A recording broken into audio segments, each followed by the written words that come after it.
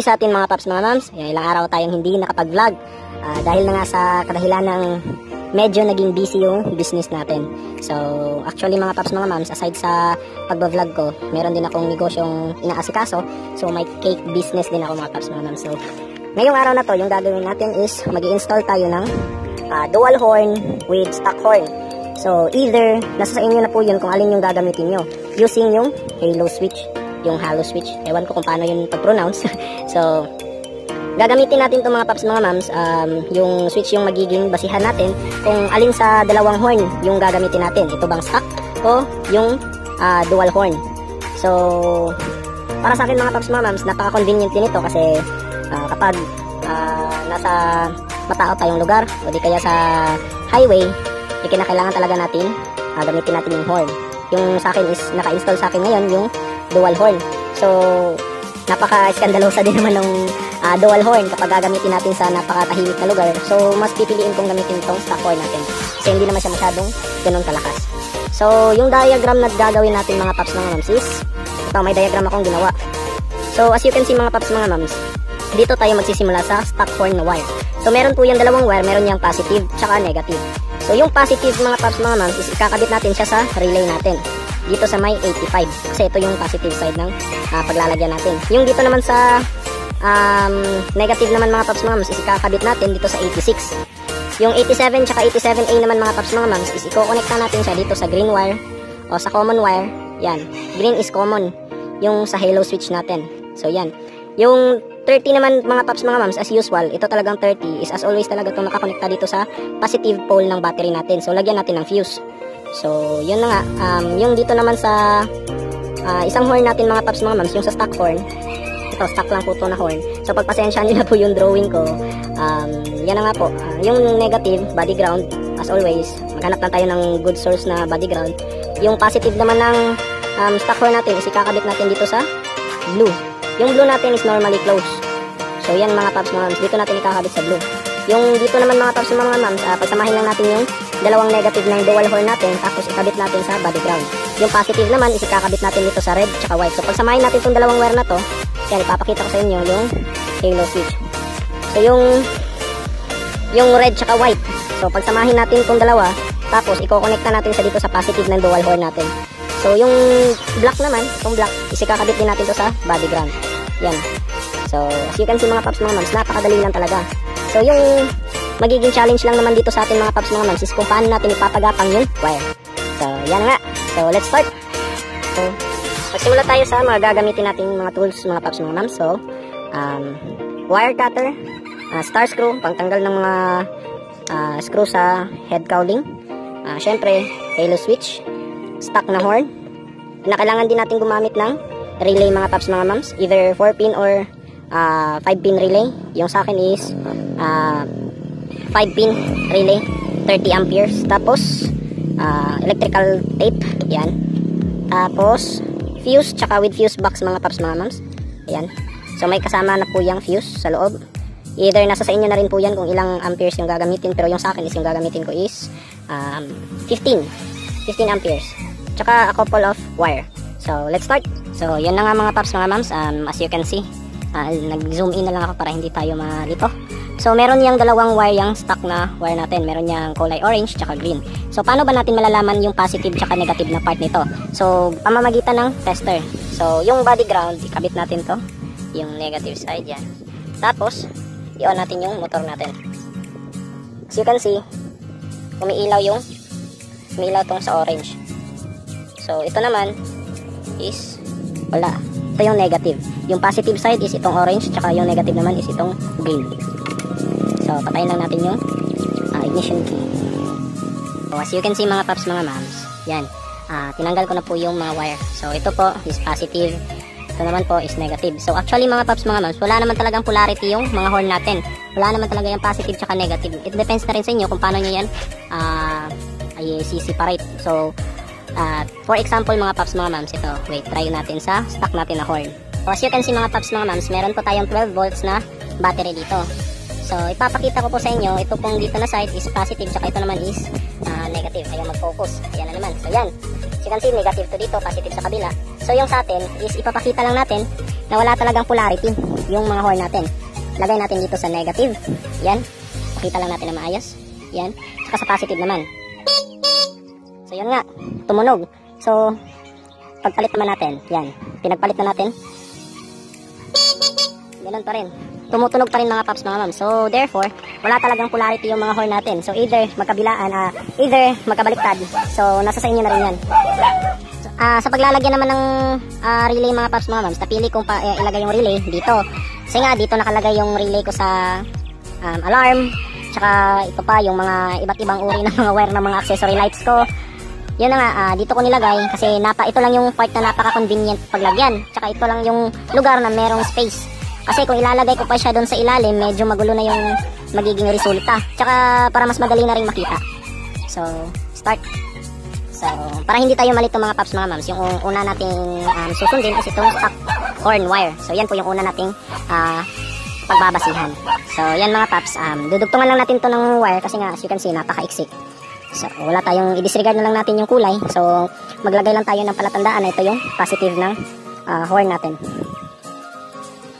Yung stock horn pala. Sorry. So, yan.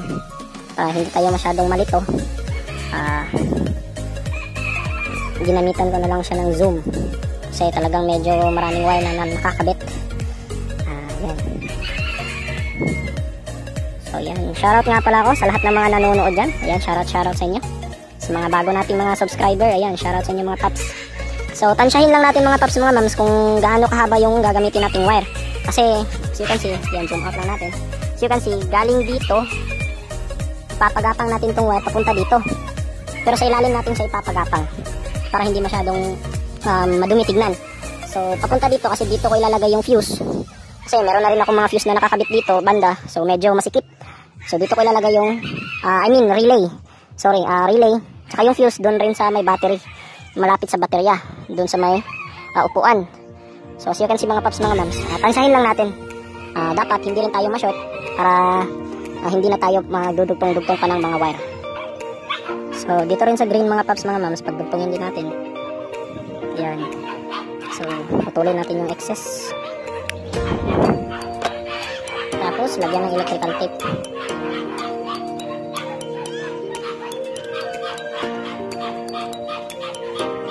So, naubusan po ako ng shrinkable tube mga paps, mga moms.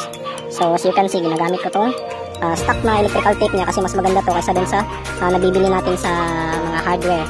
Yung kasing sa mga hardware is medyo makapal. Tsaka kapag tumatagal, kumukunat, yun na nga, nalulus. So, natatanggal siya ito. Napakanipis lang siya, tapos napaka-expandable.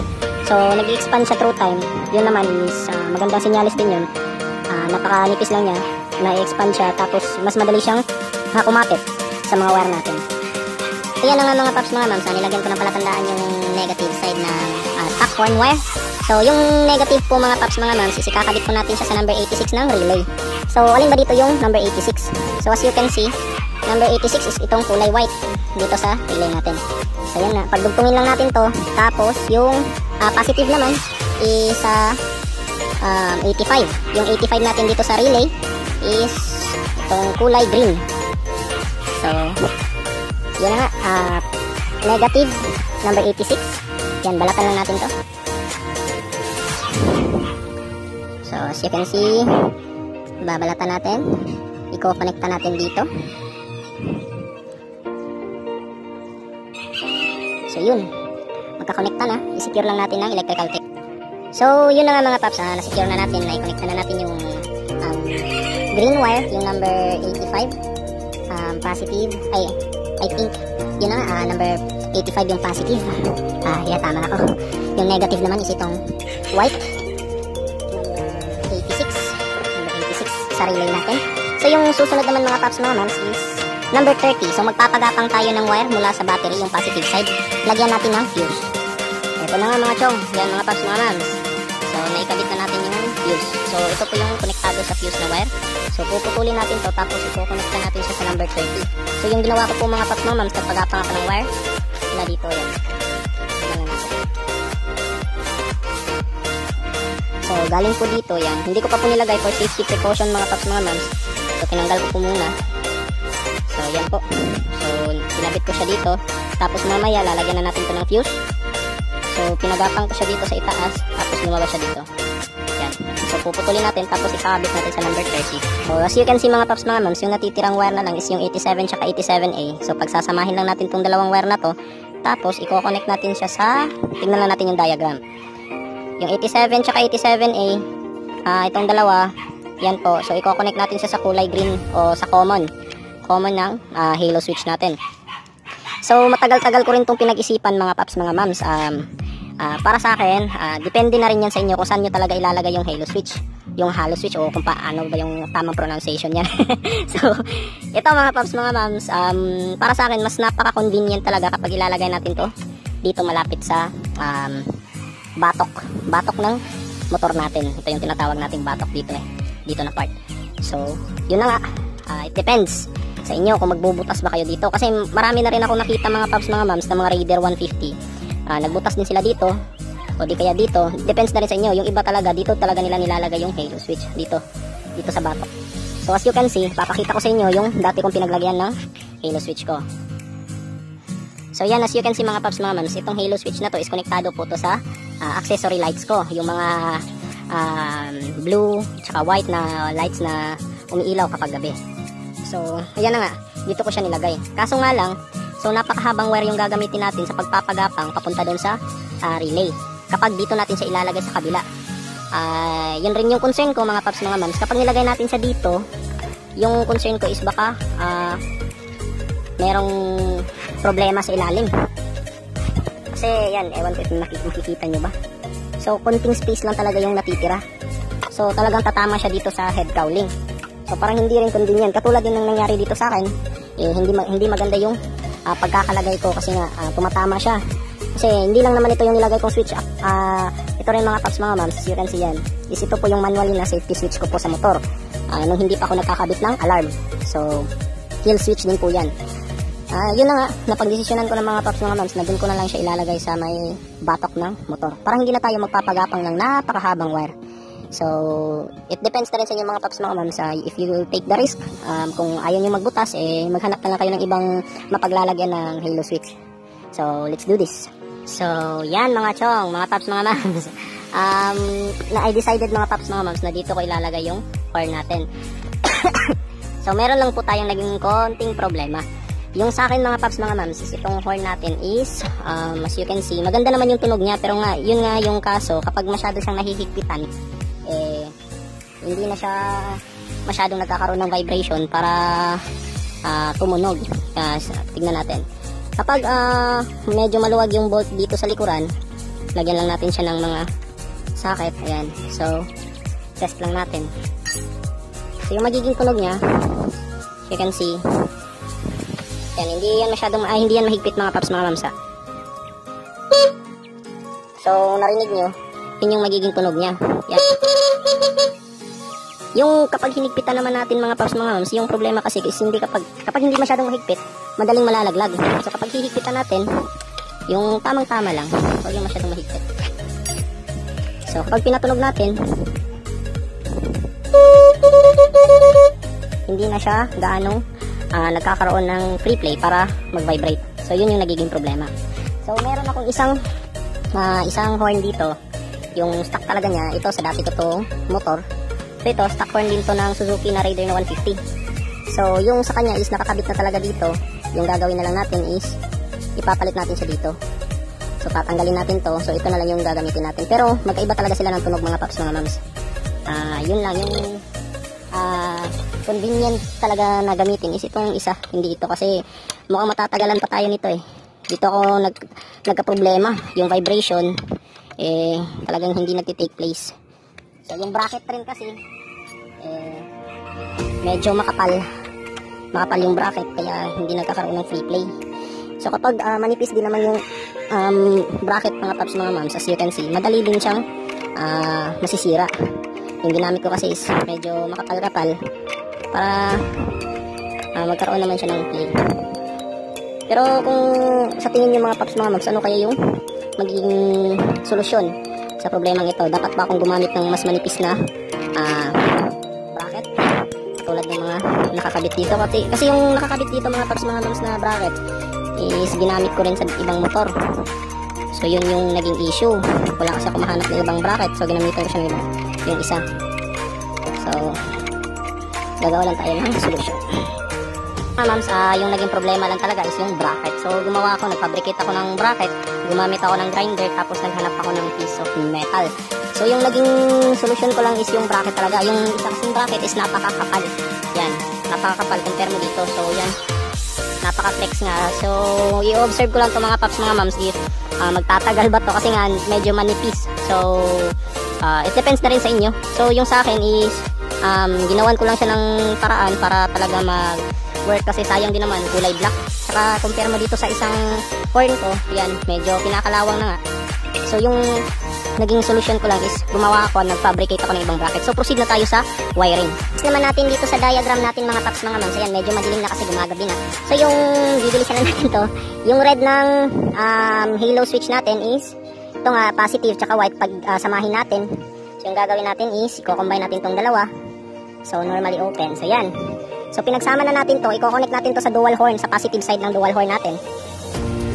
So I guess ito yung positive side. So, ngayon lang naman mga paps mga mas is trial and error lang din naman to. Gagawin lang natin siyang dry run if gagana ba talaga. So, hindi ko pa po ito na try ever since. So, try lang natin. Cut natin yung excess na wire. So, yan. So, temporary lang po ito mga paps mga mamsa. Tapos, yung ito namang 87 tsaka 87A, pagsamahin natin itong dalawa, tapos i-connect natin siya sa common o sa kulay green ng halo switch natin. Gamitan lang natin ng cutter. So, madilim na mga paps mga mams. Tapos umaambon. Merong konti-konting ulan. Baka lalakas na to. So, yun na nga. Finalize na natin. Ikabit na natin tong blue dito sa positive side ng stock nating horn. Ayan. So, connect natin sa halo switch. Yung red tsaka white wire naman ng halo switch. Positive tsaka normally open. Pinagsama natin. Tapos, kinonekta natin siya sa positive din ng dual horn natin. So, yun na nga. Babalutin lang natin ng electrical tape. Tsaka, tatry natin kung talagang gumagana nga siya. So, yun na nga mga paps mga mams. Inabutan na tayo ng dilim. So, natry ko na po siya. So, ito na po yung magiging resulta niya mga paps mga mams. So, kapag naka-off po to mga paps mga mams, yung magiging horn lang niya is ito. Pero kapag in-on po natin tong halo switch, as you can see, hindi siya nag-on yung lights niya. Saka lang siya iilaw kapag binusina na natin. So, try natin ibusina. Off lang natin yung flash. So, saka lang siya iilaw kapag nagbubusina na tayo. So, yun yung magiging resulta niya. Yan.